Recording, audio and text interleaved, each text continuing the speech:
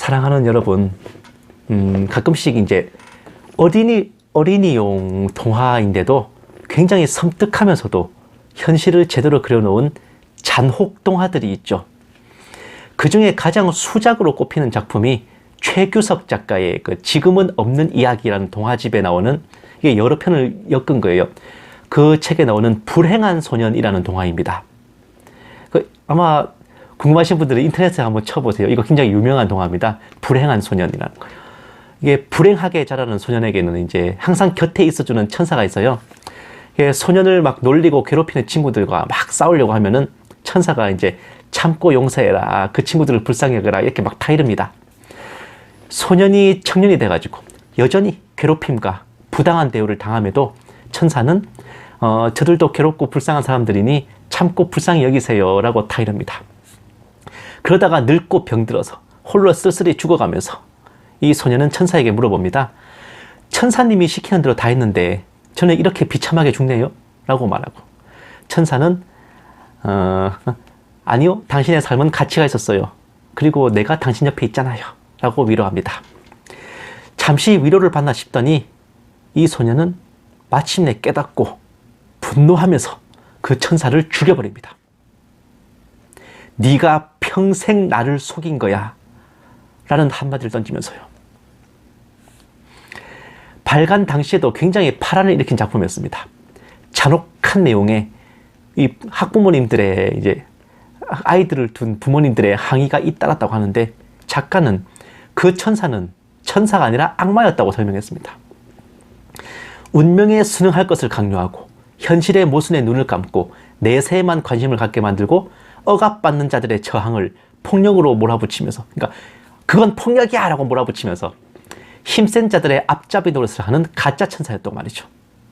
결국 천사는 불행한 소년이 부당함과 억울함에 대항하는 것을 항상 막아서면서 끝내 그의 인생을 망쳐버린 겁니다. 이런 것을 전문용어로 세뇌 또는 가스라이팅, 우리네 용어로는 미혹이라고 합니다. 잔혹 동화는 귀신, 괴물, 악마 같은 게 등장해서 무서운 게 아닙니다. 현실을 냉혹하리만큼 제대로 반영하기에 더 무서운데, 이런 가짜 천사의 모습과 그의 속아 힘들게 살아가는 이 불행한 소년들의 모습은 어디 멀리서 볼 수 있는 게 아닙니다. 제가 정말 듣기 싫어하는 말이자 대표적인 영적 가스라이팅인 마법의 한마디, 바로 자아를 죽여라는 말입니다. 오다가다 신앙생활을 하면서 들어보셨을 겁니다. 말은 참 좋습니다. 옛사람을 벗어라, 나를 십자가에 매달아라, 자기 십자가를 지고 주님을 따르라, 이렇게들 구실을 대면서 뭐라고 귀결된다? 자아를 죽여라, 너의 자아를 죽여라, 그렇게 귀결되는데, 단도직입적으로 말씀드리면 이런 말을 귀담아 들으시는 분들은 높은 확률로 맹종복종하게 됩니다. 분별하지 않습니다. 무조건 청종하게 되어버립니다. 듣는 사람들은 그렇고요. 또한 이런 말을 내뱉는 자들은 아주 높은 확률로 그런 성도들을 갈취, 착취, 약취하고 지배하고 자기가 그들에게 하나님 행세를 하며 미혹하게 됩니다. 자아를 죽여라는 말은, 즉 내가 뭐라고 하든 까라면 까고, 야 까라면 까, 맨 엉덩이로 밤송이를 까라고 해도 까란 말이야. 1 더하기 1은 3이다 해도 아멘으로 받아라. 1 더하기 1은 귀요미라고 해도 아멘으로 받아라. 아니 1 더하기 1이 2잖아요. 빨간 사과를 이거 검은 사과다 해도 할렐루야로 믿어라, 그겁니다. 이게 자아를 죽이라는 거예요. 그 사람들한테 의미가.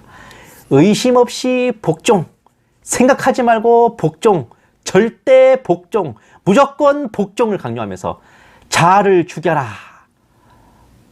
네가 의심하는 것은 아직 자아가 안 죽었기 때문이다. 이렇게 던지는 것은 모든 미혹과 거짓을 일삼는 이단 사이비들의 대표적인 레파토리이기도 합니다. 이단 사이비들은 당연하고 제대로 신학을 하고 바른 말씀을 전하는 주의 종이라 해도요, 이런 말을 던지면서 성도들을 얽매는 것은 주님의 백성들을 자기 종으로 삼는 패역한 죄악이라는 걸 알아둘 필요가 있습니다. 정말 너무 많은 성도님들이 이런 가당치도 않은 가스라이팅에 넘어가서 자아를 죽인답시고 행위구원과 율법주의로 빠져요. 목사의 종노릇을 하는 것이 가슴이 시릴 지경인데, 우리 주님, 예수님의 진리는 죽은 것도 살리는 것이지 산 것을 죽이는 게 아닙니다. 자아를 왜 죽여야 됩니까? 예? 가장 큰 죄는요, 인간이 인간처럼 안 사는 게 죄입니다. 자아를 죽인답시고 영도 혼도 생각도 없는 로봇처럼 조종당하는, 로봇처럼, 그렇게 기계처럼 꼭두각시 괴뢰 마냥 그러고 있는 게 누구를 위한 것입니까? 하나님의 영광을 위해서요? 하나님 핑계 대지 마십시오.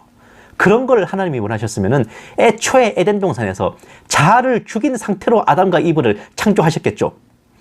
멀쩡히 내 정신, 내 자아를 가지고 아버지 하나님과 교제하고 사랑하기를 원하시지, 무슨 로봇이나 장난감 가지고 노는 걸 원하시겠습니까? 사랑하는 여러분, 그토록 많은 이들이 조자룡이 헌창 쓰듯이 휘두르는 자아를 죽여라는 말이 실은 성경에 전혀 없는 말인 거 아십니까? 성경 전체에 자아라는 단어도 없습니다. 이게 요새 성경 어플이 참 좋은 게요, 금방금방 내용을 찾을 수 있잖아요. 자아라는 단어로 검색했을 때 성경에 없습니다, 그 말. 오늘 본문 말씀을 비롯해서 옛사람을 십자가에 못 박으라는 말씀이 있고, 썩어져 가던 구습을 따르던 옛사람을 벗어버리라는 말씀이 있고, 옛사람과 그 행위를 버리라는 말씀이 있을 뿐입니다. 이는 당연히 우리가 예수님을 믿고 영접했으니 구원받은 자, 주님의 자녀답게 바르게 살아가라는 것이고, 근본적으로는 처음에 불신자였던 영접 이전의 내가 예수님의 십자가에 의지하여 주님의 백성으로 변화되었다는 의미입니다. 신분이 바뀌었다는 거예요. 십자가로 거듭나고 예수님 영접을 통한 단회적 회개로 나의 신분이 죄에서 자녀로 변하여 의롭다 칭함을 받아 두 번 다시는 행위와 율법이 나를 죄인이라 정죄할 수 없는 그 상태가 된 것, 그것이 바로 옛사람을 십자가에 못 박았다라는 의미입니다. 돌려 말하면 옛사람을 십자가에 못 박고 옛사람을 버리고 또 벗어버리는 방법은 전에도 지금도 앞으로도 영원히 우리 주 예수님을 믿고 영접하는 것뿐이지 다른 길 없다는 거예요. 사랑하는 여러분, 이 가르침을 지금껏 수많은 이들이 성도들을 가스라이팅해서 자신의 종으로 만들고 자신에게 개노릇하게 만드는 그런 주문으로 사용해왔습니다. 자아를 죽여라고 하면서요. 그러나 진실은 우리의 자아가 죽는 게 아니라, 전에는 오직 나 자신만을 위해 살았던 자아를 이제는 하나님의 영광을 위해 예수님을 높이면서 나 자신이 죄인임을 시인하고 겸손히 엎드리며 그렇게 살아가는 겁니다. 자아는 죽는 게 아니라 변화되는 겁니다. 오늘 예수님을 주님이시라 고백하고 하나님을 내 아버지시라 고백하는 모든 분들이 옛사람을 십자가에 못 박은 새 사람입니다. 사랑하는 여러분, 종노릇을 하려면 주님 앞에 종노릇을 하시고요, 개노릇을 해도 주님 앞에서 하셔야 됩니다. 목사 앞에서가 아니란 말입니다. 오히려 그 의미의 자아를 죽여라 라는 것은 성도들보다는 주의 종들이 더 자아를 죽여야 할 대상들입니다. 꼴의 목사라고 주의 종이라고 목에 기브스 100개 둘러친 것처럼 힘을 꽉 주고 있고, 꼴의 목사랍시고 할 말 못할 말 픽픽 내뱉고 거드름 피면서 성도들을 위해 군림하고 가르치려 들고 휘두르려고 드는 게 비일비재를 넘어 일상다반사일 지경 아닙니까? 그 주제로 지는 그따구로 하면서 누구더러 자아를 죽이라고 내던지겠습니까? 남의 가르마 신경 쓰지 말고 본인 가르마나 잘 타이소. 이런 대답밖에 할 말 없습니다. 자아를 죽이라는 말에. 예. 남의 가르마 신경 쓰지 말고 본인 가르마나 잘 타라 그거야. 본인이 왕이고 여왕인 줄 아는 목사들, 여목사들이 어디 뭐 한둘입니까? 오다가다 그런 인간들 한두 번 겪어보신 거 아니잖아요, 여러분들. 주님께서 가나안 여인에게 자녀의 떡을 개에게 주는 것이 합당치 않다 하자 여인이 뭐라 그럽니까? 개들도 주인의 상에서 떨어지는 부스러기 먹습니다 라고 간구했잖아요. 그 믿음이 주님의 마음을 움직였습니다. 개 노릇을 하려면 제대로 해야 돼요. 주님 앞에서는 진돗개, 대적들 앞에서는 사냥개, 성도들 앞에서는 삽살개가 돼야 되는 게 그게 주의 종입니다. 주님께는 철저한 충성과 믿음을 진돗개처럼, 성도들을 미혹하고 비진리를 퍼뜨리는 이단 사이비들과 그 미혹하는 자들에게는 숨이 끊어질 때까지 목을 물어뜯고 저런 것들이 성도들 근처에도 못 오도록, 성도들이 얼른 알아채고 경계하도록 지저대는 사냥개, 그리고 우리 성도들에게는 유순하고 온순하기 그지없는 삽살개의 모습으로 서야 되는 겁니다. 어쩌면 가장 이상적으로 자아를 죽이는 롤모델은 다름 아닌 맹인 안내견일지도 몰라요. 시각장애인들을 서포트하는 안내견들은 철저하게 동물의 본능을 억누르는 훈련을 받습니다. 자신과 동행하는 사람의 안전과 무탈한 보행을 위해 그야말로 초월적인 헌신을 합니다. 누군가가 이제 강아지가 좋아하는 먹이를 가지고 와서 내밀어도 미동조차 하지 않아요. 못된 사람이 때리거나 뭘로 찌르거나 막 괴롭히고 해도 짖지도 않고 침묵합니다. 왜? 그 시각장애인이 불안해하면 안 되니까. 자기가 안내하는 시각장애인이 불안해하지 않도록 평정을 유지하는 게 그 안내견의 임무입니다.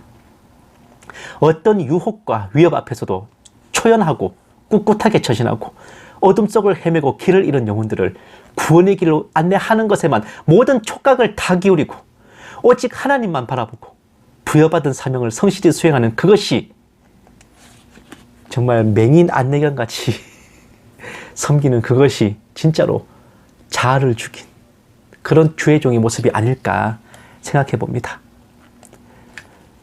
완벽할 수는 없겠지만 비슷하게 흉내라도 내보려고 노력해볼까 해요. 저도 사랑만 받기에도 모자라는 아버지의 귀한 자녀들인 여러분들은 여러분을 종으로 만들려는 삿된 속임과 미혹에 귀 기울이지 마시고 우리를 자유케 하신 주님의 사랑과 지혜를 생각하면서 언제나 평강한 심령으로 또렷하고 자유로운 여러분의 자아로 아버지와 교제하고 사랑하며 사시기를 주님의 이름으로 간절히 축원합니다.